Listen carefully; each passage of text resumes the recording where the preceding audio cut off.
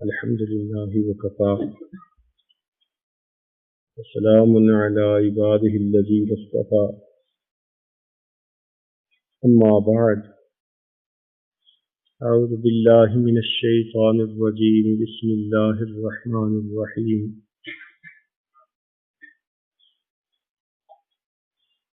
ومن آياته أن خلق لكم من أنفسكم أزواجا لتسكنوا إليها وجعل بينكم مودة ورحمة إن في ذلك لآيات لقوم يتفكرون سبحان ربك رب العزة عما يصفون وسلام على المرسلين والحمد لله رب العالمين اللهم صل على سيدنا محمد وعلى آل سيدنا محمد وبارك وسلم اللهم صل على سيدنا محمد وعلى آل سيدنا محمد وبارك وسلم اللهم صل على سيدنا محمد وعلى آل سيدنا محمد وبارك وسلم ازدواجی زندگی کس طرح پرسکون ہو، اس عنوان پر گفتگو ہو رہی ہے۔ جس طرح تالی دو ہاتھ سے مل کر بجتی ہے، اسی طرح گھر کا سکون بھی میاں اور بیوی کے دلوں کے ملنے سے ملتا ہے۔ چونکہ مستورات کی محفل ہے، اس لیے بیوی سے متعلقہ باتوں کو زیادہ بیان کیا جا رہا ہے۔ کسی ایک محفل میں یہ بھی بتایا جائے گا کہ شوہر اپنی بیویوں کو کیسے خوش رکھ سکتے ہیں۔ تاہم چونکہ بیوی کے عنوان چل رہا ہے تو اسی سلسلے میں کچھ باتیں مزید بتانے کا ارادہ ہے۔ مستورات ان کو دل کے کانوں سے سنیں اور عمل کی نیت سے سنیں۔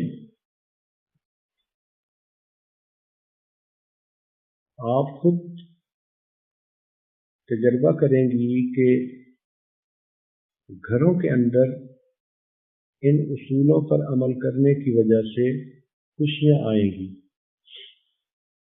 جو میاں بیوی سال ہر سال سے ایک دوسرے کے ساتھ اجنبیت والی زندگی گزار رہے ہیں، ان کو آپس میں محبت کی زندگی نصیب ہو جائے گی۔ جس طرح بیوی چاہتی ہے کہ میرا شوہر بدل جائے،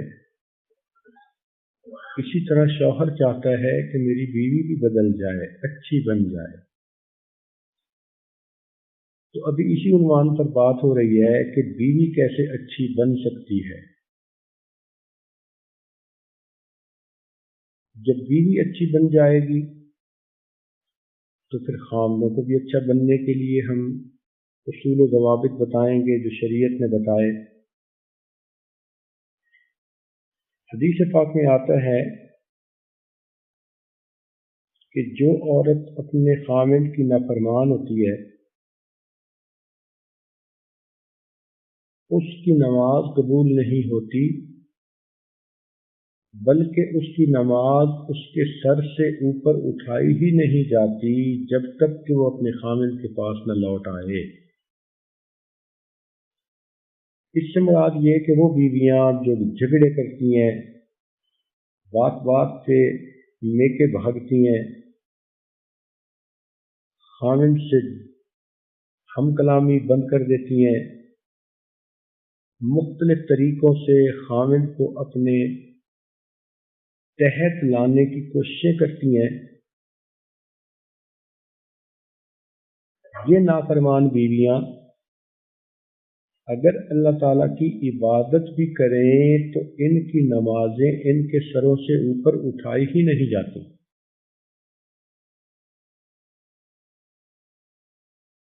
اگر خاوند کو ناراض کر کے یہ میکے چلی بھی جائے تو اس کی نمازیں ہی قبول نہیں ہوں گی جب تک کہ یہ اپنے شوہر کو راضی نہ کر لے۔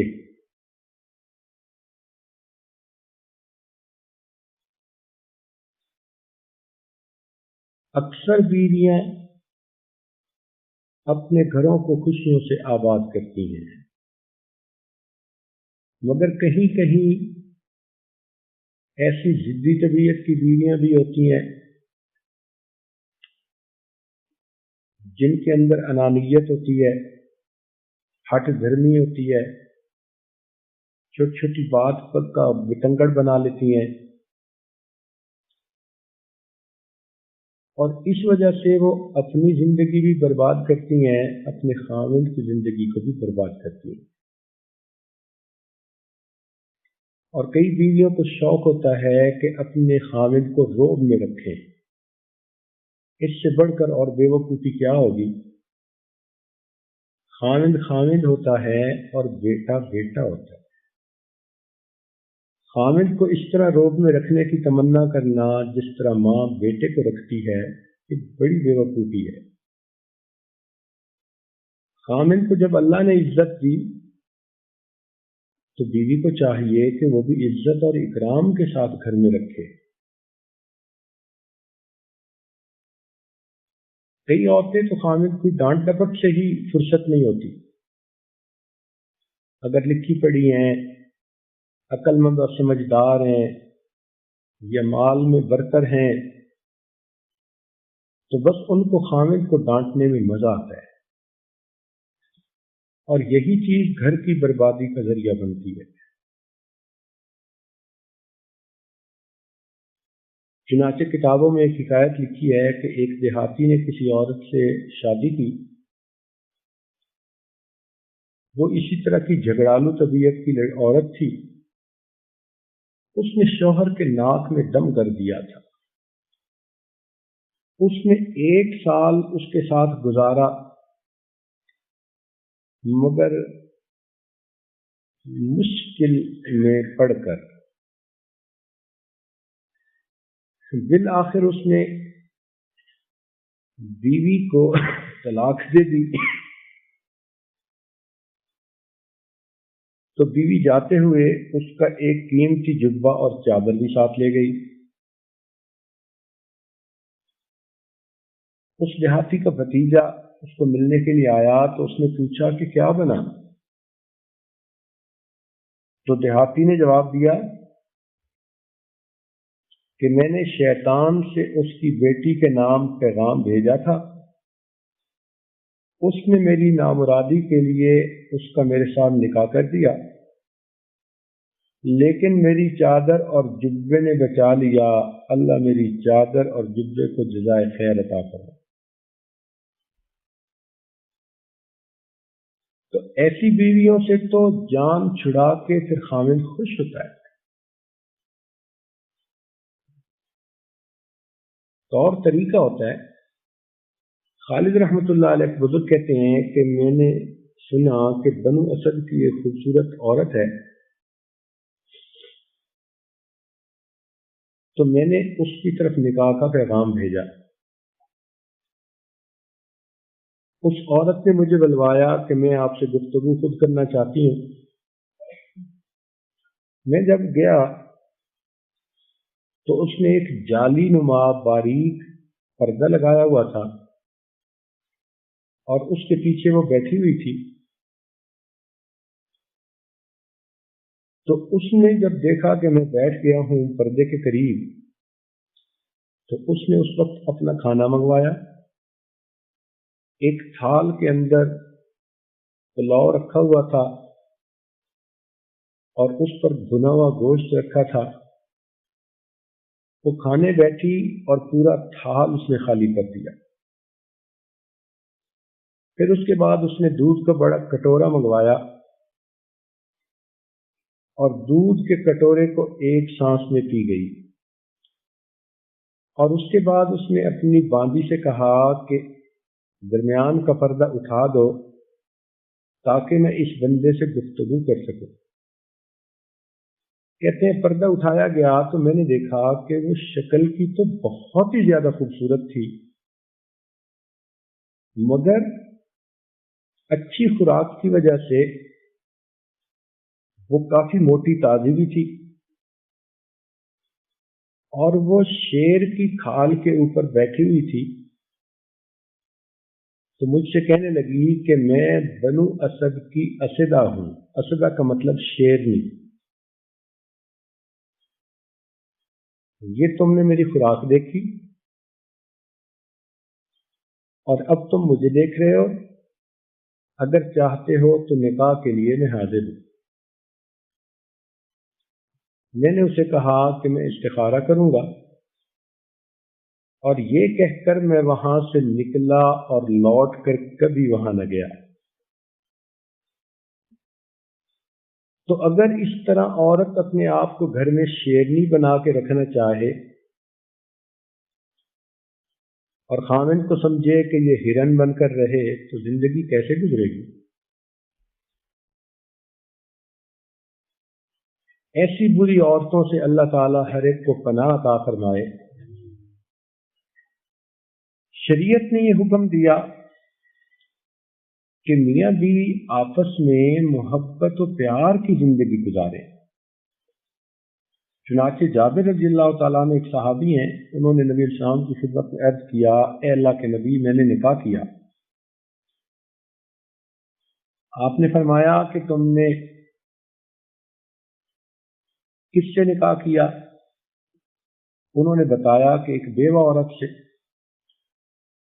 تو نبی علیہ السلام نے فرمایا کہ کتنا اچھا ہوتا تم کنواری سے نکاح کرتے، وہ تم سے کھیلتی، تم اس سے کھیلتے۔ تو یہ جو فکرہ ہے نا کہ وہ تم سے کھیلتی، تم اس سے کھیلتے، اس سے مراد یہ کہ شریعت اس چیز کو پسند کرتی ہے کہ میاں بیوی آپس میں محبت و پیار کی زندگی گزاریں۔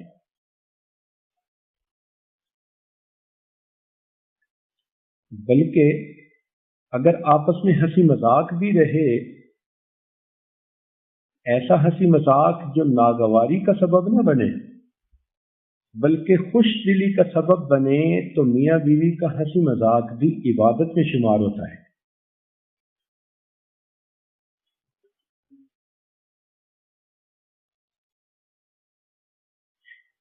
ایک مرتبہ حدیث پاک میں آتا ہے کہ 11 عورتیں اکٹھی ہوئی،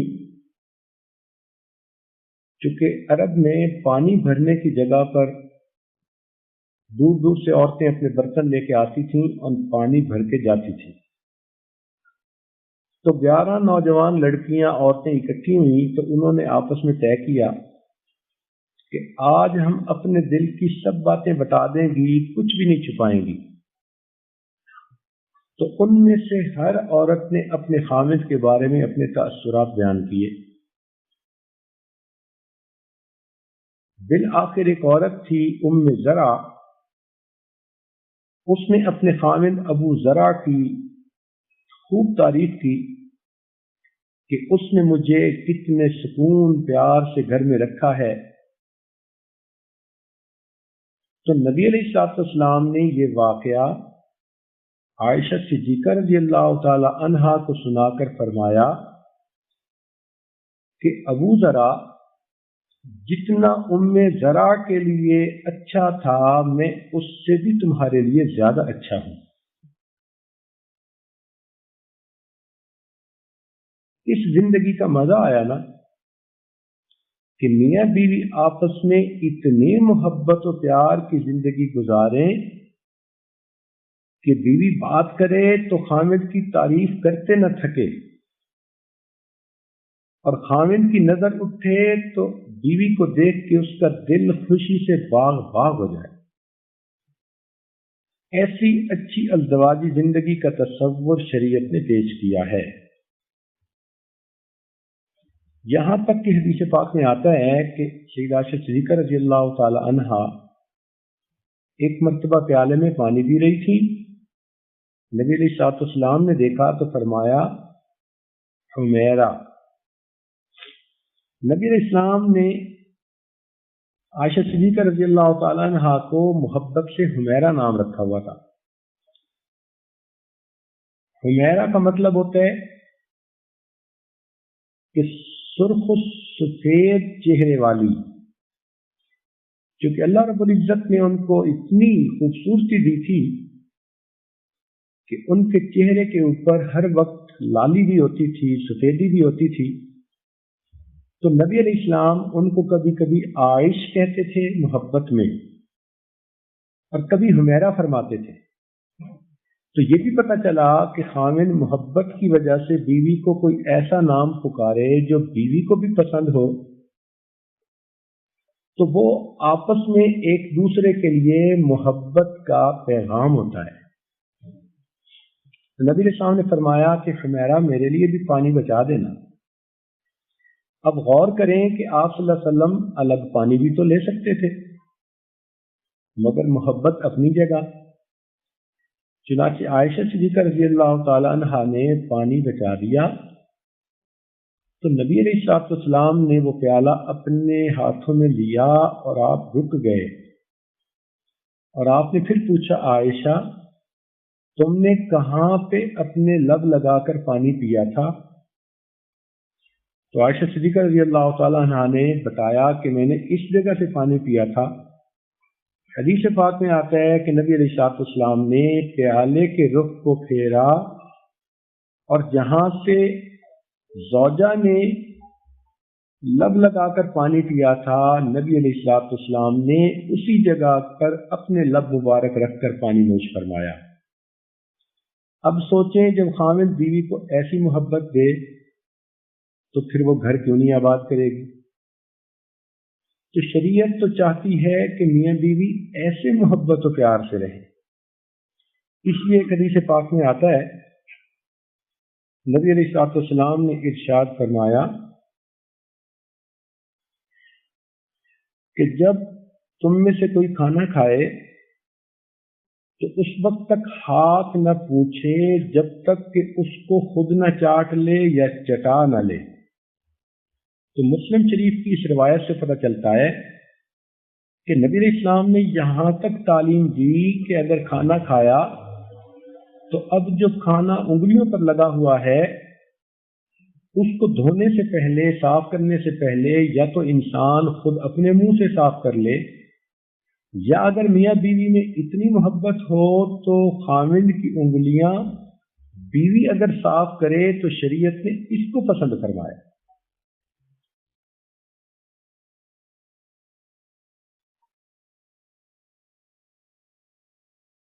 نبی علیہ السلام خوش مزاج شوہر تھے. چنانچہ جب آپ گھر میں آتے تھے ازواج مطہرات کے پاس تو آپ کے چہرے پر ہمیشہ مسکراہٹ رہتی تھی. اور آج کل دیکھا کہ شوہر حضرات باہر تو بہت خوش مزاج رہتے ہیں اور گھر میں داخل ہوتے ہیں تو ایسی سڑی ہوئی شکل بنا کے آتے ہیں کہ جیسے پتہ نہیں مصیبت کا مارا کون آ گیا. یہ چیز اچھی نہیں ہے. اس لیے نبی علیہ السلام اپنے گھر میں اپنی بیویوں کے کاموں میں ان کا ہاتھ بھی بٹایا کرتے تھے. جب محبت ہو تو مل کے کام کرنے میں مزہ اور زیادہ آتا ہے. اب دیکھیں نبی علیہ السلام نبی علیہ السلام بھی ہیں مگر شوہر بھی تھے. تو حدیث پاک میں آتا ہے کہ جب صفیہ رضی اللہ تعالی عنہا سے شادی ہوئی اور وہاں سے جہاں رخصتی ہوئی سفر کی حالت میں وہاں سے کوچ کرنا تھا تو نبی علیہ السلام ان کے اونٹ کے قریب آئے اور آپ اونٹ کے قریب بیٹھ گئے اور آپ نے صفیہ رضی اللہ تعالی عنہا سے فرمایا کہ تم میرے گھٹنے پہ پاؤں رکھ کر اونٹ پہ سوار ہو جاؤ. چنانچہ اللہ تعالیٰ کے محبوب اس طرح بیٹھے کہ ان کی زوجہ محترمہ نے ان کے گھٹنے پہ پاؤں رکھا اور سیڑھی کی طرح اس کو بنا کر پھر اونٹ پر سوار ہوئی. اللہ تعالیٰ کے محبوب اگر اپنی بیویوں کو ایسی محبت دے سکتے ہیں تو آج کے خاوند اپنی بیویوں کو محبت کیوں نہیں دے سکتے؟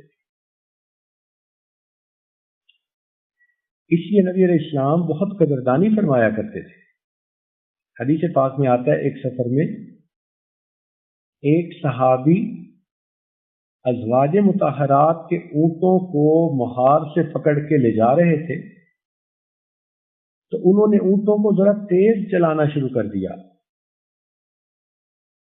تو انجشہ رضی اللہ تعالیٰ عنہ صحابی تھے، نبی علیہ السلام نے ان کو دیکھ کر فرمایا انجشہ اونٹوں کو ذرا آہستہ چلاؤ، اس لیے کہ ان کے اوپر آب گینے سوار ہیں.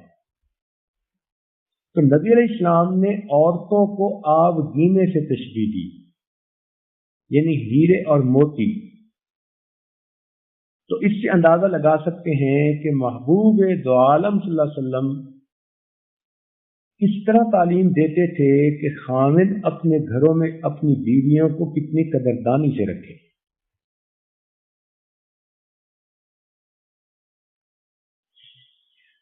شریعت نے کہا کہ میاں بیوی جب آپس میں بات چیت کریں تو ایسے اچھے الفاظ سے، ایسے اچھے انداز سے بات کریں کہ محبت بڑھتی چلی جائے. یہ جو بات چیت ہے نا، اسی سے محبت بڑھتی ہے، اسی سے محبت گھٹتی ہے. سڑی ہوئی بات کر دو تو دوسرے کا دل بیزار ہو جائے گا، پیار کی بات کر دو تو سویا ہوا انسان اٹھ کے بیٹھ جائے گا. اور قرآن مجید سے اس کا ثبوت بھی ملتا ہے. چنانچہ سنیے قرآن عظیم الشان، اللہ تعالیٰ ارشاد فرماتے ہیں نبی علیہ السلام کی بیویوں کے بارے میں، مگر پوری امت کی عورتوں کو یہ سبق ہے کہ اگر کسی غیر مرد سے تمہیں بات کرنے کا موقع آئے فلا تخضعن بالقول فیطمع الذی فی قلبہ مرض، تو تم اپنی آواز میں نرمی نہ رکھو، مناسب انداز سے تم بات کرو. ایسا نہ ہو کہ تمہاری بات سن کر، آواز سن کر طمع کرے وہ شخص جس کے دل کے اندر مرض ہے. اب قرآن مجید میں یہ جو طمع کا لفظ ہے یہ بتا رہا ہے کہ اللہ تعالیٰ نے عورت کی آواز میں بھی کشش رکھی ہے مرد کے لیے. یہ ایک حقیقت ہے. اور عجیب بات ہے کہ عورتیں اپنی اس صفت کو استعمال نہیں کرتی اپنے خاوند کے سامنے. بیچاری تعویذ ڈھونڈتی پھر رہی ہوتی ہیں کہ خاوند ہمارا تابع ہو جائے. سنے قرآن نے تعویذ بتا دیا. اگر عورت کی نرم آواز کی گفتگو سے، پیار کی گفتگو سے غیر مرد متوجہ ہو سکتا ہے تو خاوند کیوں نہیں متوجہ ہو سکتا؟ مگر بہت کم دیکھا گیا کہ عورتیں اس صفت کو خاوند کے لیے استعمال کریں. شریعت یہ چاہتی ہے کہ عورت جب خاوند سے بات کرے تو اتنے پیار بھری آواز سے بولے کہ خاوند کا دل کھنچتا ہی چلا ہے.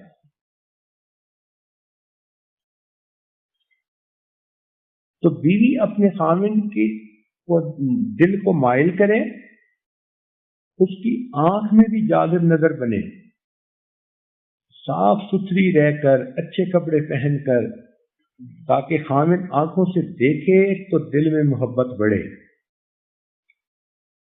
ناک کے ذریعے سے بھی جیسے اچھی خوشبو استعمال کرے اور خاوند قریب آ کر اس خوشبو کو سونگے تو خاوند کے اندر محبت کا جذبہ اور بیدار ہو. اور کان کے ذریعے سے بھی اسے اپنی طرف متوجہ کرے، پیار کے ایسے بول بولے، ایسے الفاظ استعمال کرے کہ خاوند کے دماغ میں وہ الفاظ گونجتے رہیں. جب قرآن مجید بتا رہا ہے کہ اللہ تعالیٰ نے مرد کی فطرت ہی ایسی بنائی ہے کہ اس کی آواز کا بھی مرد کے اوپر اثر ہوتا ہے، تو عورت کو تو ایک ٹول مل گیا جس سے وہ اپنے خاوند کے دل کو اپنے قریب رکھ سکتی ہے. چنانچہ یہی غلطی عورتیں کر بیٹھتی ہیں کہ خامن کے ساتھ ایسی بے رخی سے بات کرتی ہیں، نہ الفاظ کا اچھا چناؤ ہوتا ہے، نہ الفاظ کو اچھے انداز سے بیان کرتی ہیں، بس جھگڑالو انداز میں باتیں کرتی ہیں، جس کی وجہ سے الٹا خامن کا دل اچاٹ ہو جاتا ہے۔ اور دوسری طرف پھر کیا ہوتا ہے کہ یہی خامن جب اپنے دفتر میں جاتا ہے اور اس کی سیکٹری اس کے ساتھ میٹھا بول لیتی ہے، سر آپ کیسے ہیں، سر آج آپ کچھ پریشان لگ رہے ہیں، تو اس منحوس سیکٹری کے یہ دو ٹھکرے اس خامد کی خاندان ازدواجی زندگی کو برباد کر دیتے ہیں۔ چنانچہ بیوی گھر میں رہتی ہے اور خامد پھر اپنی سیکٹری کے شوق اور خیال میں رہتا ہے، یا کبھی کسی اور عورت سے بات کرنے کا موقع مل گیا اور اس عورت نے نرم انداز میں بات کر لی تو خامد کا دل اس کی طرف مائل ہو جاتا ہے۔ اسی لیے یہ سیل فون کا استعمال اتنا برا کہ نہ پوچھو۔ اس نے نوجوان لڑکے اور لڑکیوں کو گناہ کے راستے پہ ڈال دیا اور شادی شدہ لوگوں کے گھروں کا سکون لوٹ لیا۔ کہیں خامد پریشان کہ بیوی غیر مرد سے فون پہ باتیں کرتی ہے، چوری چھپے باتیں ہو رہی ہیں، خامد کے گھر سے نکلنے کی دیر کہ اب فون بزی مل رہا ہے۔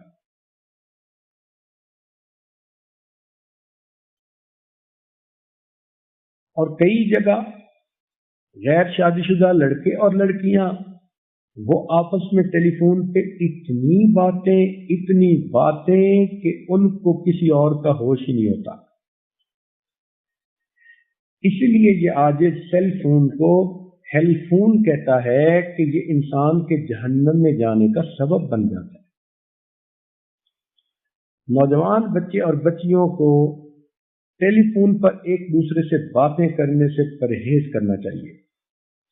اول تو گھر میں نوجوان بچی کو ٹیلی فون اٹھانے کی اجازت ہی نہیں ہونی چاہیے۔ مرد اٹھائیں، مرد نہیں تو بڑی عورت اٹھائے اور پھر جس کا فون ہے اس کو دے دے۔ مگر ہم نے تو ایسا بھی دیکھا کہ سارے گھر کے لوگ بیٹھے ہیں اور کنواری جوان العمر لڑکی وہی فون اٹینڈ کرتی ہے۔ اب سہیلیوں کے فون بھی اسے آ رہے ہیں اور اسے سہیلوں کے فون بھی آ رہے ہیں۔ تو کئی مرتبہ گھر میں پوز ایسے کرتی ہے کہ لڑکی سے بات کر رہی ہے، حقیقت میں آگے سے لڑکا بول رہا ہوتا ہے، اور وہ صیغہ بھی لڑکی کا استعمال کرتی ہے، تم کیسی ہو، تم کیا کر رہی ہو۔ ماں باپ کو بے وقوف بنا رہی ہوتی ہے اور ماں مطمئن ہوتی ہے اچھا اپنی سہیلی سے ہی باتیں کر رہی ہے نا۔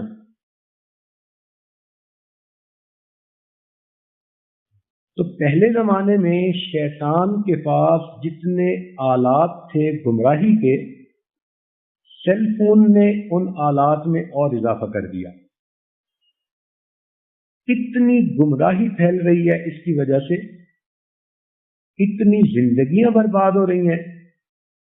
نوجوان بچیاں بچے نہ تو تعلیم میں توجہ دیتے ہیں، اچھے مارکس لاتے نہیں ہیں، اور نہ ہی ان کے مستقبل کی زندگی اچھی گزرتی ہے۔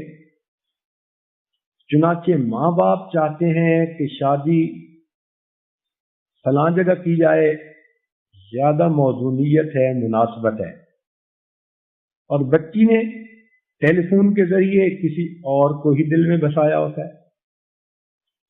نہ کوئی جوڑ، نہ کوئی حساب، پورے خاندان کی سمجھ میں نہیں آ رہا ہوتا، مگر لڑکی ہے کہ ماننے کو تیار ہی نہیں، اور یہ بے وقوف ہوتی ہے۔ اگر اسی لڑکے سے شادی کر دی جائے تو وہ عاشق مزاج لڑکا اس کو اتنا زندگی میں رلائے کہ یہ ساری زندگی روتی رہے، مگر باتوں کے چکر میں آ کے اس کو سمجھ نہیں آتی کہ میرے لیے اچھا کیا ہے برا کیا ہے۔ تو نوجوان بچے بچیوں کو چاہیے کہ اپنے مستقبل کا فیصلہ خود نہ کریں، مصیبت میں نہ پڑیں، اس میں اپنے ماں باپ کے مشورے کو اہمیت دیں، جنہوں نے پال پوس کے بڑا کیا۔ جتنا درد ان کو ہوگا اتنا درد کسی کو نہیں ہوگا۔ چنانچہ مرد حضرات ایک ایک وقت میں 2 2 4 4 6 6 لڑکیوں کے ساتھ وہی باتیں کر رہے ہوتے ہیں۔ لڑکی سیریس ہوتی ہے اور اس کو یہ نہیں پتا ہوتا کہ دوسری طرف تو فقط وقت گزاری ہو رہی ہے۔ اس لیے نوجوان بچیوں کو چاہیے کہ فون کو ہاتھ لگانے سے پہلے ڈرا کریں کہ کہیں یہ فون میری زندگی کا خون کرنے کا سبب نہ بن جائے۔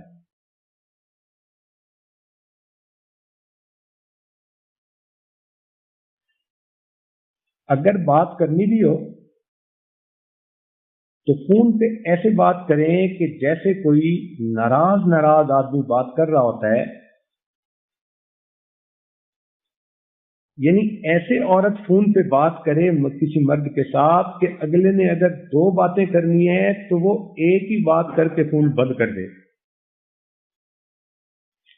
ایسا انداز غیر مرد کے ساتھ اختیار کرنے پر عورت کو اللہ تعالی کی طرف سے اجر ملتا ہے۔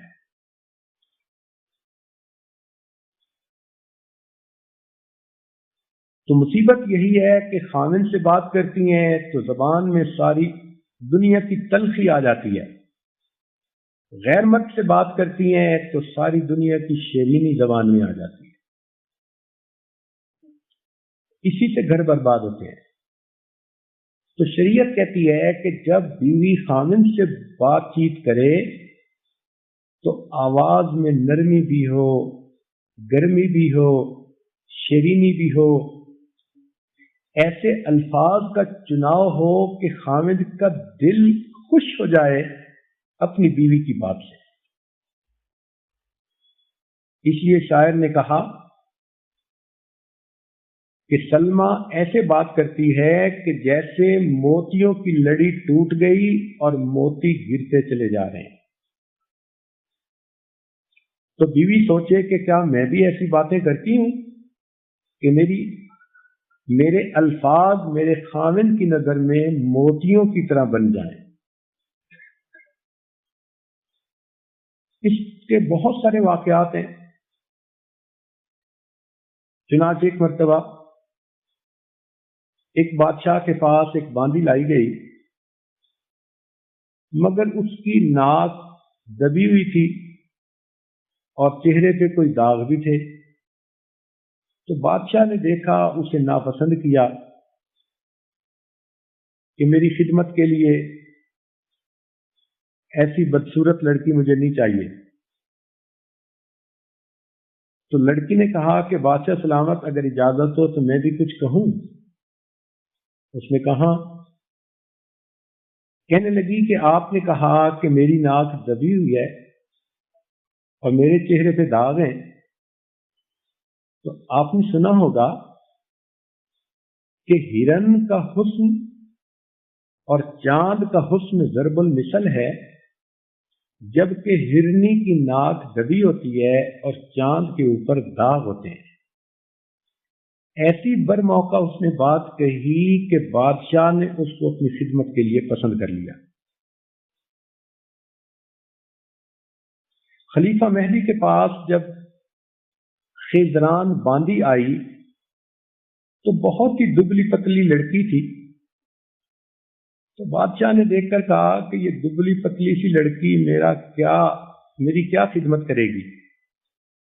تو خیزران بولی کہ بادشاہ سلامت میں دبلی پتلی ہوں، میرے حسن کا بڑا وزن ہے، میرا حسن بہت وزنی ہے، ایسے انداز سے اس نے بات کی کہ خلیفہ مہدی کو پسند آئی، چنانچہ اس کی تمام بیویوں میں سے سب سے زیادہ با اثر بیوی یہی لڑکی تھی، اور بڑے بڑے فیصلے اس کے کہنے پہ خلیفہ مہدی کر دیا کرتا تھا۔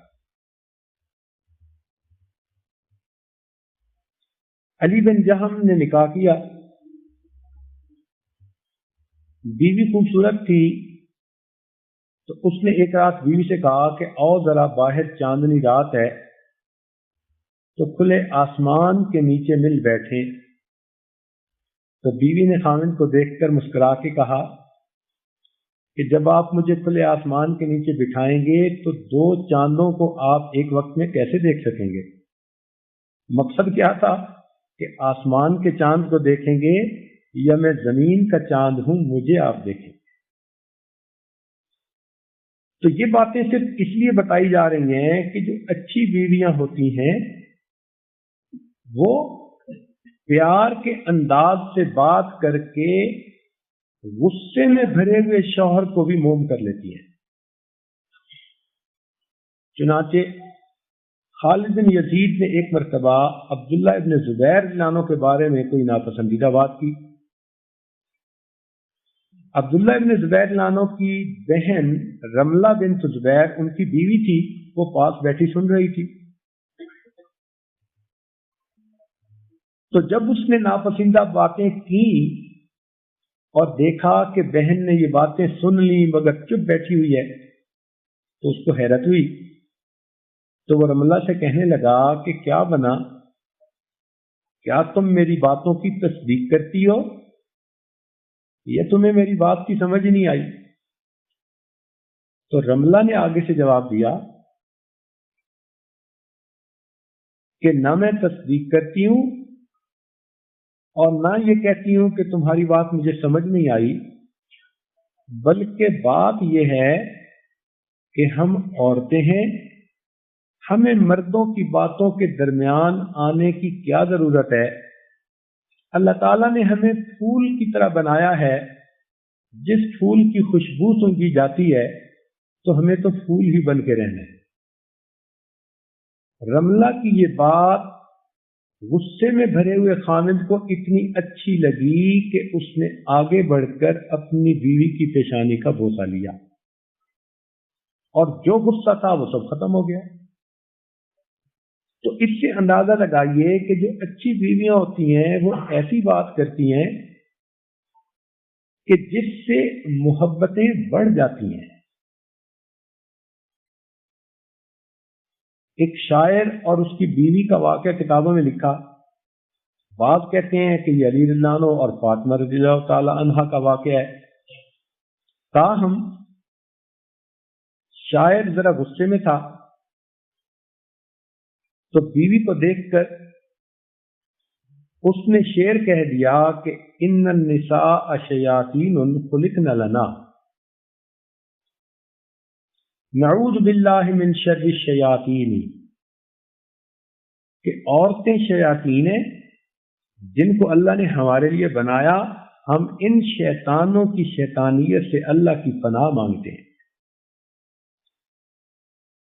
بیوی نے یہ شعر سن لیا اور آگے سے شعر کو بدل کے یوں پڑھا کہ ان النساء ریاحین خلقن لکم وکلکم تشتہی شم الریاحین، کہ ہم عورتیں پھول ہیں جن کو تمہارے لیے پیدا کیا گیا، اور تم میں سے ہر کوئی پھول کی خوشبو کو سونگھنا پسند کرتا ہے۔ اس کے جواب دینے سے اس شاعر کا غصہ ختم اور میاں بیوی کے درمیان پھر محبت بھری زندگی شروع ہو گئی۔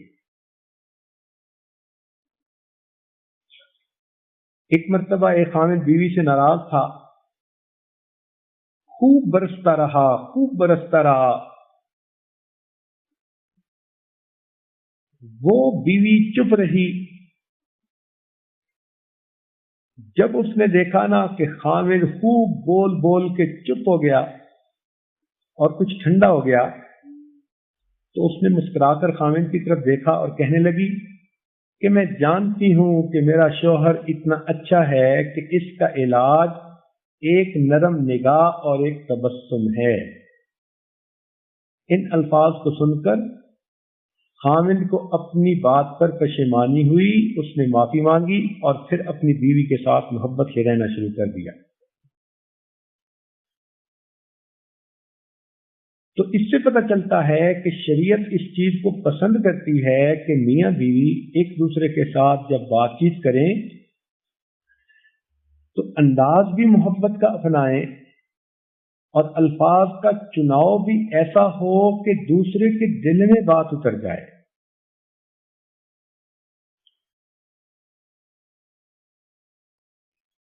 اور اگر کبھی ایسا ہو کہ میاں بیوی میں سے کوئی ایک غصے میں ہو تو دوسرے کو صبر کر لینا چاہیے۔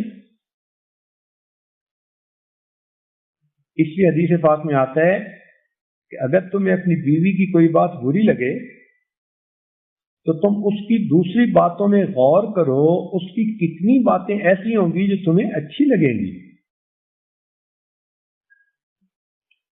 قرآن مجید نے فرمایا عسیٰ ان تکرہوا شیئا وہو خیر لکم، ممکن ہے تم ایک چیز کو ناپسند کرو اور اس میں اللہ نے تمہارے لیے خیر رکھی ہو۔ لہذا شادی کے بعد جب بچے ہو جائیں اور شادی کے کئی سال گزر جائیں تو اگر کسی معاملے میں کوئی چھوٹی موٹی تلخی بھی ہو جائے تو اس کو درگزر کرنا چاہیے۔ بیوی بھی درگزر کرے، خامد بھی درگزر کرے۔ عام طور پر دیکھا کہ جب عمریں زیادہ ہو جاتی ہیں نا، 50 یا اس سے اوپر کی عمر ہو گئی، جب میاں بیوی کو جسمانی اعتبار سے ایک دوسرے کی اتنی ضرورت نہیں رہتی تو اس عمر میں پھر میاں بیوی کے جھگڑے بڑھ جاتے ہیں۔ بوڑھے میاں بیوی زیادہ جھگڑتے ہیں، تو اس وقت پھر یہ اصول کام آتا ہے کہ اگر کسی ایک نے غصے میں کوئی بات کہہ بھی دی تو دوسرا اس کو برداشت کر لے اور اپنے گھر کے سکون کو برباد نہ کرے۔ چنانچہ ایک بوڑھے میاں بیوی حضرت عمر رضی اللہ تعالیٰ عنہ کے پاس آئے تو شوہر نے کہا کہ جی مجھے اب اپنی بیوی میں ذرا دلچسپی نہیں رہی، مجھے اپنی بیوی میں ذرا بھی دلچسپی نہیں رہی۔ تو عمر لانا نے فرمایا کہ گھر کی تعمیر فقط محبت پر نہیں اسلام پر بھی کی جاتی ہے۔ یعنی اب تمہارے بال بچے ہو گئے، اب تم فقط ان محبتوں کو نہ دیکھو بلکہ اسلام کی تعلیمات کو دیکھتے ہوئے اپنے گھروں کو آباد رکھو۔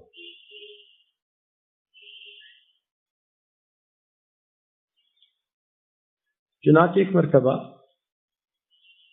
سیدہ عائشہ صدیقہ رضی اللہ تعالیٰ عنہ کسی بات پر نبی علیہ السلام کے سامنے گفتگو کر رہی تھی کہ اتنے میں صدیق اکبر رضی اللہ تعالیٰ عنہ وہاں پہنچ گئے۔ تو نبی علیہ السلام نے فرمایا کہ ابو بکر ہم تمہیں ثالث بنا دیتے ہیں۔ تو صدیق اکبر عنہ بات سننے لگے۔ جب بات سننے لگے تو عائشہ صدیقہ رضی اللہ تعالیٰ عنہ نے چونکہ غصے میں تھی نبی علیہ السلام سے یہ کہہ دیا کہ بالکل سچ سچ بات کرنا۔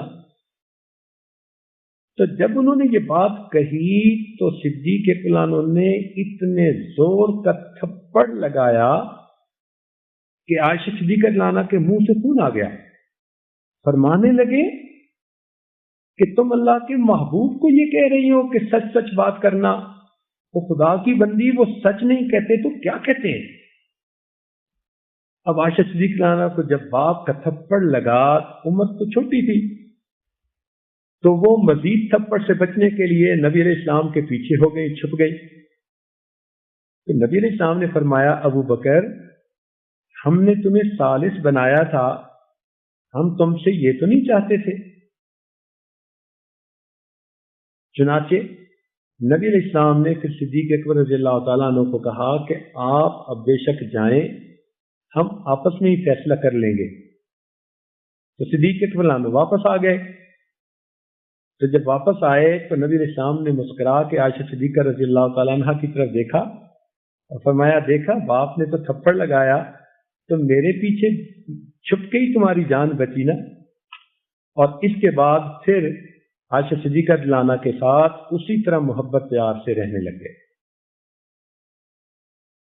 تو اس سے اندازہ ہوتا ہے کہ کبھی کبھی انسان کی طبیعت غصے میں ہے، خوشی میں ہے، ایسے الفاظ کوئی کہہ سکتا ہے کہ دوسرے کو برے لگیں، مگر فوراً کوشش کرنی چاہیے کہ ایک دوسرے کو منا لیں، سوری کر لیں، تاکہ گھر کی محبت کا ماحول وہ محبت پیار کا ہی رہے۔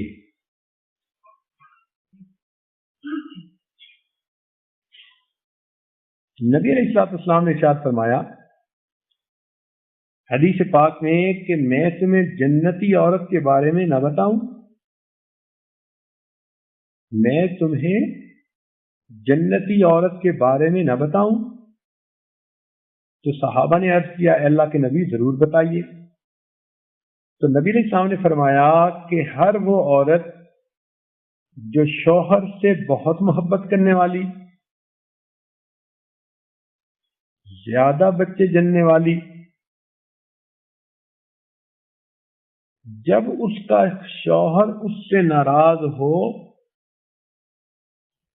تو وہ اپنے شوہر کے ہاتھ میں اپنا ہاتھ دے کر کہے کہ میں اس وقت تک اس جگہ سے نہیں ہلوں گی جب تک کہ آپ مجھ سے راضی نہیں ہو جائیں گے۔ تو جنتی عورت کی نبی علیہ السلام نے نشانیاں بتائیں کہ جنتی عورت وہ ہوتی ہے کہ جو شوہر سے بہت بے پناہ محبت کرنے والی ہو، اولاد والی ہو، اور اگر کبھی اس کا شوہر کسی بات پہ ناراض ہو تو وہ اپنا ہاتھ اپنے شوہر کے ہاتھ میں دے کر کہے کہ میں تمہاری ہوں اور میں یہاں سے نہیں ہٹوں گی جب تک کہ آپ مجھ سے راضی نہیں ہو جائیں گے۔ یعنی اس طرح سے وہ اپنے شوہر کو منا لے۔ یہ منانے کا عمل اللہ تعالیٰ کو اتنا پسند کہ اللہ کے محبوب نے جنتی عورت کی پہچان بتائی۔ اور آج تو کئی بیویاں ایسی بات کرتی ہیں کہ جان بوجھ کے خاوند کو ستاتی ہیں، اس کا دل دکھاتی ہیں۔ ان عورتوں کو تو جنت کی ہوا ہی نہیں لگے گی۔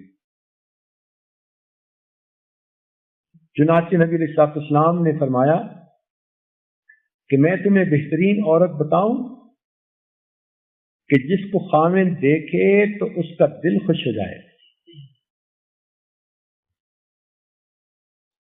اب کون سی بیوی کو خاوند دیکھے گا تو دل خوش ہوگی؟ جو محبت کرنے والی ہو، خدمت کرنے والی ہو۔ تو بہترین بیوی کی پہچان نبی علیہ السلام نے یہ بتلائی کہ جس کو خاوند دیکھے تو اس کا دل خوش ہو جائے، یا یوں سمجھ لیں کہ وہ اپنے دل میں الحمدللہ پڑھے۔ ایسی بیوی نہ ہو کہ جس کو خاوند دیکھے تو دل میں اعوذ باللہ پڑھے۔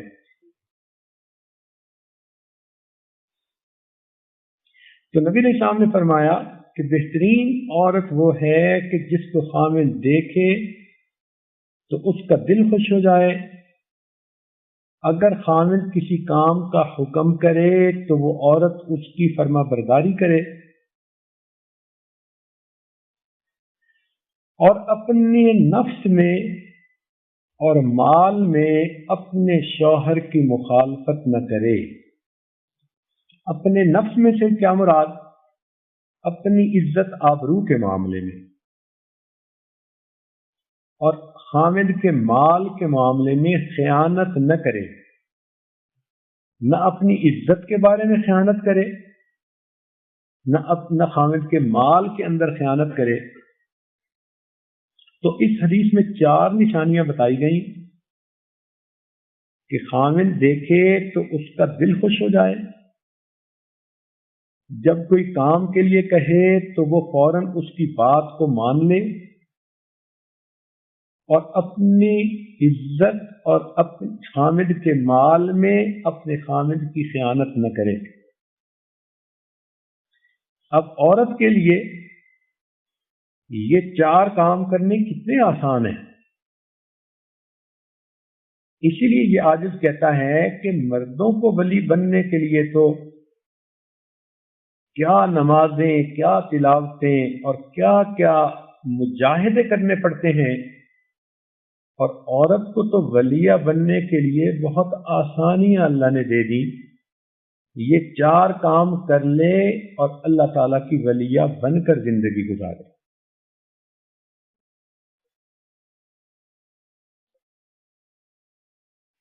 چنانچہ جو لوگ کسی عورت کو خاوند کے خلاف بھڑکاتے ہیں، ان کے بارے میں شریعت میں بہت بڑی وعید ہے۔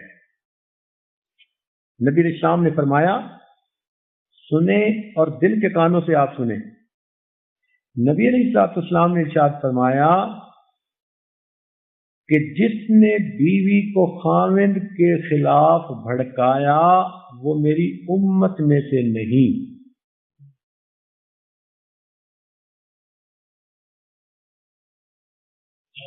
حدیث پاک کی کتاب مستدرک ہے جس کے اندر یہ حدیث بیان کی گئی، تو کتنی سخت وعید ہے کہ نبی علیہ السلام فرماتے ہیں کہ جس نے بھی بیوی کو خاوند کے خلاف بھڑکایا وہ میری امت میں سے ہی نہیں۔ اللہ اکبر!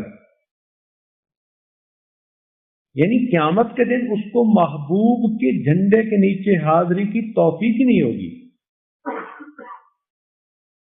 یا یوں سمجھ لیجئے کہ اس کے ایمان کے اوپر موت ہی نہیں ہوگی۔ اتنی بڑی وعید، اللہ اکبر! اور یہ کام بہت سارے لوگ کرتے ہیں۔ مثال کے طور پہ بیوی اپنی سہیلی کو ملی، تم نے کہا کیا وہی کپڑے پہنے پھرتی ہو، تمہارا خاوند تمہیں نئے کپڑے بنوا کے نہیں دیتا، کسی کام کا نہیں تمہارا خاوند۔ اب یہ سہیلی صاحبہ یہ جو الفاظ کہہ رہی ہے کہ جس کے سن کر بیوی کے دل میں خاوند کے خلاف نفرت آئے، یہ عورت کتنے الفاظ بول کر جہنم میں جانے کا راستہ ہموار کر رہی ہے۔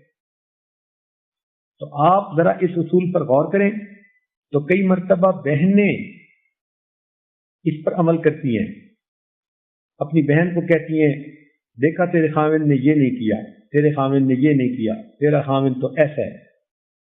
تو ایسی کوئی بھی بات جس نے کی، چاہے وہ سگی بہن ہو، چاہے وہ سگی ماں ہو، کئی مرتبہ خود ماں اپنی بیٹی کو شوہر کے خلاف باتیں کرتی ہے، وہ یہ نہیں کرتا، وہ یہ نہیں کرتا، تاکہ بیوی کے دل میں خاوند کے بارے میں غصہ آئے۔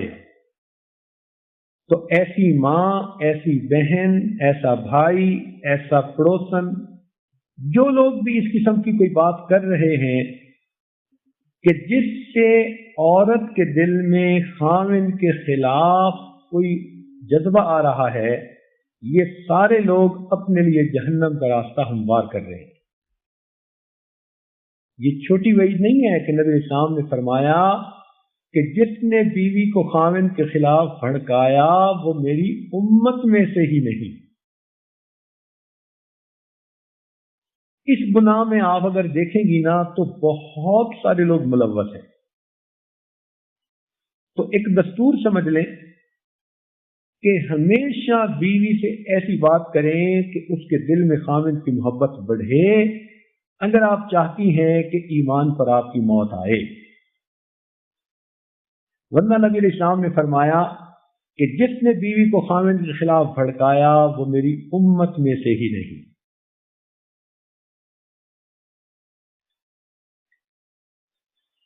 اور اس کا ایک انداز اور بھی ہے، اور وہ انداز کیا کہ کچھ مرد بھی ایسے ہوتے ہیں جو دیکھنے میں مرد حقیقت میں شیطان، وہ بھی یہ کام کرتے ہیں۔ مثلا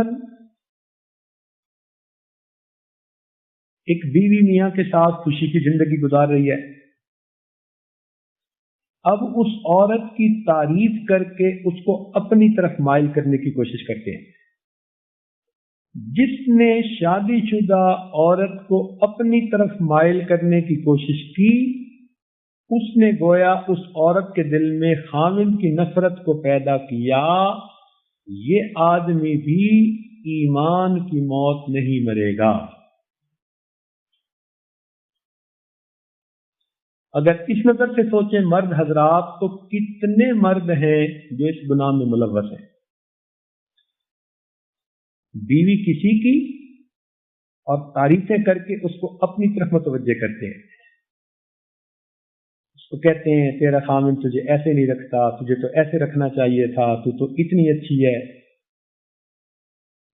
تو یہ اصول سمجھ لیں کہ جس کسی نے بھی ایسی باتیں کی، جس بات سے بیوی اپنے خامن سے دور ہوتی ہے، اس بندے کے بارے میں نبی اسلام نے فرمایا جس نے بیوی کو خامن کے خلاف بھڑکایا وہ میری امت میں سے ہی نہیں۔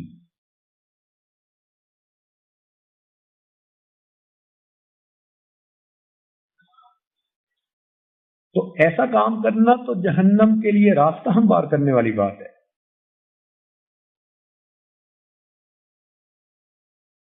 چنانچہ اس بارے میں ایک دو واقعات بھی سن لیں۔ بنی اسرائیل کا ایک کسان تھا جس کی بیوی بہت خوبصورت تھی، مگر وہ غریب آدمی تھا۔ بادشاہ کی کہیں اس عورت پر نظر پڑ گئی تو بادشاہ اس پر فریفتہ ہو گیا۔ اس نے کسی عورت کے ذریعے اس بیوی کو متوجہ کیا کہ اگر تم میرے ساتھ شادی کر لو تو میں تمہیں محل کے اندر ملکہ بنا کے رکھوں گا، اور تم تو یہاں مٹی میں مل کے مٹی بنتی چلی جا رہی ہو۔ چنانچہ اس بوڑھی عورت نے جا کر اس طرح کی باتیں کی کہ وہ عورت اپنے خاوند کے ساتھ بے رخی برتنے لگی۔ کسان نے پوچھا کیا بات ہے، میں تمہارے اندر محبت کی وہ جھلک نہیں دیکھ رہا جو تمہیں پہلے تھی۔ تو بیوی نے کہا ہاں مجھے تم سے کوئی محبت نہیں۔ خاوند نے پوچھا تم کیا چاہتی ہو؟ کہنے لگی مجھے طلاق دے دو۔ نیک نیت خاوند تھا، اس نے سوچا کہ جب اس کو میرے ساتھ محبت ہی نہیں رہی اور طلاق مانگ رہی ہے تو اس نے اس کو ایک طلاق دے دی۔ جب عورت کو طلاق ہو گئی تو اس نے عدت گزارنے کے بعد بادشاہ کو پیغام بھیجا کہ میں فارغ ہو چکی۔ تو بادشاہ نے اس سے شادی کر لی۔ جب پہلی رات بادشاہ اس عورت کے ساتھ ملنے کے لیے آیا اور اس کی طرف ہاتھ اٹھائے تو اللہ رب العزت کی غیرت کو اتنا جوش آیا کہ دونوں پر فالج کا حملہ ہوا اور دونوں کے اعضاء معطل ہو گئے۔ چنانچہ دونوں زندہ لاشیں بن گئیں۔ صبح جب لوگوں نے دیکھا تو دیکھا کہ ان کے ہاتھ پاؤں سب کے سب فالج کے اثر میں تھے، وہ بھی زندہ لاش اور یہ بھی زندہ لاش، ایک دوسرے کے کام کہیں نہ رہے۔ اللہ تعالیٰ نے ان کو دوسروں کے لیے عبرت کی نشانی بنا دی۔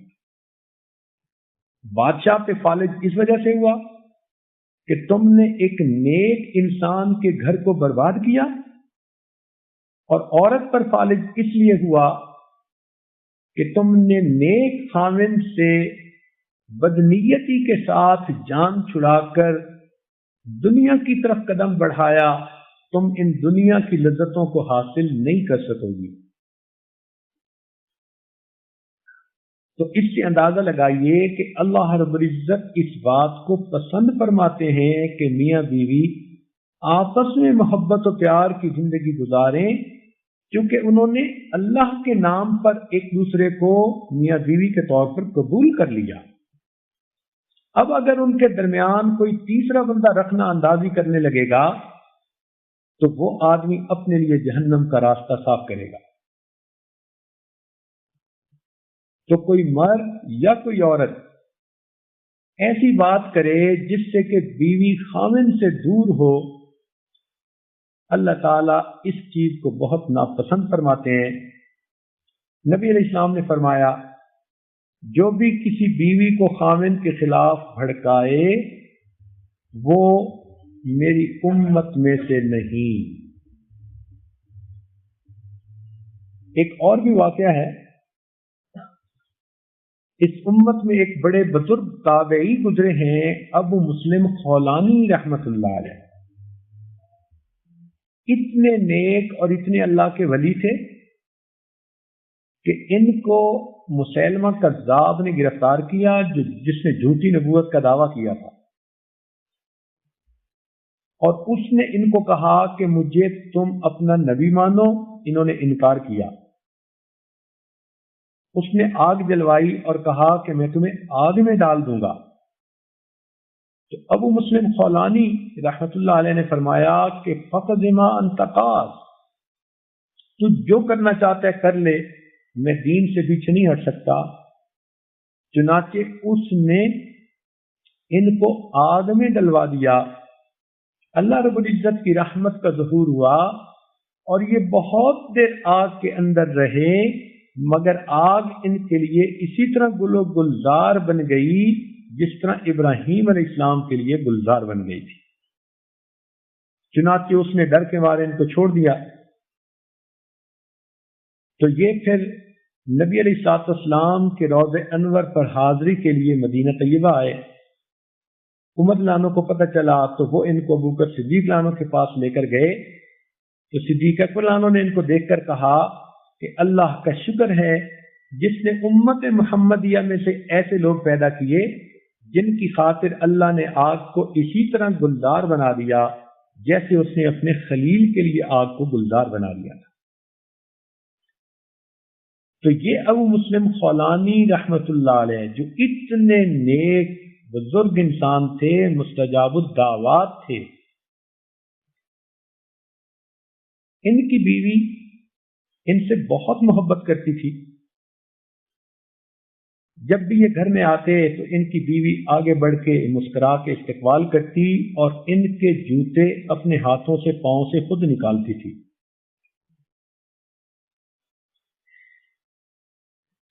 ایک دن کیا ہوا کہ ایک بڑھیا فتنے کی پڑیا وہ کہیں ان کی بیوی کے پاس آ گئی اور اس نے ان کی بیوی کو کہا کہ تمہارے خاوند کے ساتھ تو وقت کا حاکم اتنا محبت کرتا ہے، اتنا احترام کرتا ہے، تم اپنے میاں سے کیوں نہیں کہتی کہ وہ تمہارے لیے کوئی ماہانہ مقرر کر دے اور تمہیں کوئی خدمت کے لیے باندیاں لا کے دے؟ تو اس بڑھیا نے یہ مشورہ دیا جس پر کہ ان کی بیوی کے دل میں یہ بات آ گئی کہ مجھے خاوند کو یوں کہنا چاہیے۔ چنانچہ ابو مسلم خولانی رحمت اللہ علیہ جب اپنے گھر آئے تو نہ تو بیوی نے مسکرا کے استقبال کیا اور نہ ان کے پاؤں سے جوتے اتارے، بلکہ خاموش گہری سوچوں میں ڈوبی ہوئی اپنی جگہ بیٹھی رہی۔ ابو مسلم خولانی رحمت اللہ علیہ بڑے فراست والے تھے، پہچان گئے کہ میری بیوی کو کسی نے بگاڑا، تو ان کی زبان سے یہ الفاظ نکل گئے کہ اللہ اس شخص کو اندھا کرے جس نے میری بیوی کو بگاڑا. تو کہتے ہیں کہ ان الفاظ کے نکلتے ہی وہ بڑھیا اپنی جگہ اندھی ہو گئی. ان کی بیوی نے جب بچے کو بھیج کے پتہ کروایا اور اسے یقین ہو گیا کہ وہ عورت واقعی اندھی ہو گئی، تو اس نے اپنے خاوند کے سامنے معافی مانگی اور ان کو پورا واقعہ سنایا، اور پھر کہنے لگی جی کہ آپ رحم فرمائیں اور اس بڑھیا کے لیے دوبارہ دعا کریں، اللہ اس کو بینائی عطا فرما دے. تو بیوی کے توبہ طائب ہونے پر انہوں نے اس بڑھیا کے لیے دعا کی، اللہ نے ان کی بینائی کو پھر واپس فرما دیا. تو ان واقعات سے آپ اندازہ لگائیں کہ جو شخص، جو عورت کسی بیوی کو خاوند کے خلاف کرے، وہ اپنے لیے جہنم کا راستہ ہموار کرتا ہے. تو اس لیے چاہیے کہ اگر کوئی بیوی فرض کرو خاوند سے ناراض بھی ہونا، تو کوئی ایسی بات نہ کرے کہ جس سے اس کی ناراضگی بڑھے، بلکہ ایسی بات کریں کہ جس سے اس کا غصہ ٹھنڈا ہو اور وہ اپنے خاوند کے قریب ہو جائے. یہ اصول تمام مستورات اپنی زندگی میں اپنا لیں، ان کے لیے ایمان پر مرنا آسان ہو جائے گا. ہمیشہ اس بات کو ذہن میں رکھیں، کبھی بھی کوئی بیوی آپ کے سامنے اگر خاوند کے خلاف باتیں کرے، کبھی اس کی ہاں میں ہاں نہ ملائیں. دنیا میں کوئی انسان فرشتہ نہیں ہے، ہر انسان کے اندر خامیاں ہوتی ہیں. اس بیوی کو حد الوسع ٹھنڈا کرنے کی کوشش کریں، آپ اس کو سمجھانے کی کوشش کریں تاکہ وہ اپنے میاں کے قریب ہو جائے. اگر آپ نے بیوی کو میاں کے قریب کر دیا تو آپ کو کلمے کے اوپر مرنا آسان ہوگا. اللہ رب العزت ہمیں شریعت و سنت والی زندگی گزارنے کی توفیق عطا فرمائے.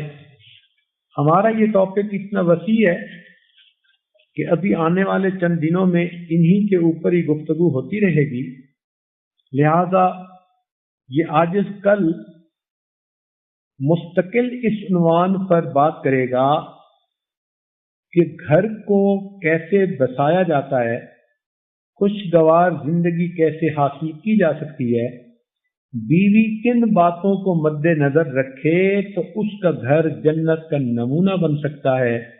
اللہ تعالی ہمیں دنیا کی پریشانیوں سے نجات عطا فرمائے اور اپنے مقبول بندوں میں شامل فرمائے. وآخر دعوانا ان الحمد للہ رب العالمین.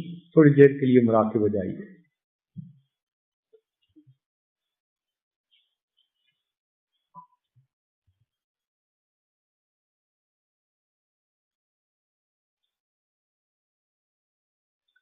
لا الہ الا اللہ محمد رسول اللہ. دعا کر لیجیے.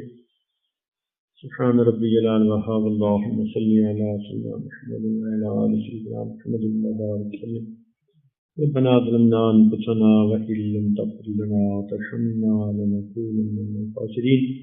اے مالک، ہم آپ کے عاجز مسکین بندے ہیں، ہمارے گناہوں کو معاف فرما، ہماری خطاؤں سے درگزر فرما، ہمارے عیبوں کی پردہ پوشی فرما. اللہ ہماری نگاہوں کو پاک فرما، ہمارے دلوں کو صاف فرما، ہمارے سینوں کو اپنی محبت سے لبریز فرما. اے اللہ، اب تک ہم نے زندگی میں جتنی بھی خطائیں کی سب معاف فرما. حقوق اللہ اور حقوق العباد میں جو کوتاہیاں کی میرے مولا سب معاف فرما، اور آئندہ نیکوکاری پرہیزگاری کی زندگی نصیب فرما. اے اللہ، جتنے بھی نوجوان بچیاں محفل میں موجود ہیں سب کو نیکوکاری کی زندگی نصیب فرما، اور ان کی آج کی محفل میں توبہ کو قبول فرما. اے اللہ، رمضان کے دن گزرتے جا رہے ہیں، ہم کب سنبھلیں گے؟ ہمارے دل کب سے اجلے بنیں گے؟ دلوں کی ظلمت کب دور ہوگی؟ دلوں کی سختی کب دور ہوگی؟ اللہ، ہماری نمازوں میں کب سرور آئے گا؟ اللہ، ہمیں ایمان حقیقی کی حلاوت کب ملے گی؟ اللہ، مہربانی فرما دیجیے، ہمیں یہ نعمتیں عطا فرما دیجیے. اے اللہ، ہماری آج بھی قبول فرما لیجیے. اے اللہ، جو بچیاں اپنے گھروں میں پریشان ہیں، اللہ ان کو خاوندوں کی خوشیاں عطا فرما دیجیے، اولادوں کی خوشیاں عطا فرما دیجیے. اللہ جو رزق کی طرف سے پریشان ہیں ان کی پریشانیوں کو دور فرما دیجیے. اے اللہ جو اپنے نفس کی طرف سے پریشان ہیں ان کی بھی پریشانیوں کو دور فرما دیجیے. اللہ ہماری ان دعاؤں کو اپنی رحمت سے قبول فرمائیے. اللہ جتنے بھی شادی شدہ گھرانے ہیں سب کو اللہ جنت کا نمونہ بنا دیجیے. اور اے اللہ جہاں خامد غلطی پر ہے تو ان کو ہدایت عطا فرما دیجیے. جہاں بیوی غلطی پر ہے اس کو ہدایت عطا فرما دیجیے. اور دونوں کو اللہ خوشیوں کی زندگی عطا فرما دیجیے. میرے مولا ہماری ان دعاؤں کو اپنی رحمت سے قبول فرما. جو مانگا وہ بھی عطا فرما، جو مانگنا چاہیے تھا نہیں مانگ سکے وہ بھی عطا فرما. قیامت تک آنے والے نسلوں کے ایمان کی حفاظت فرما.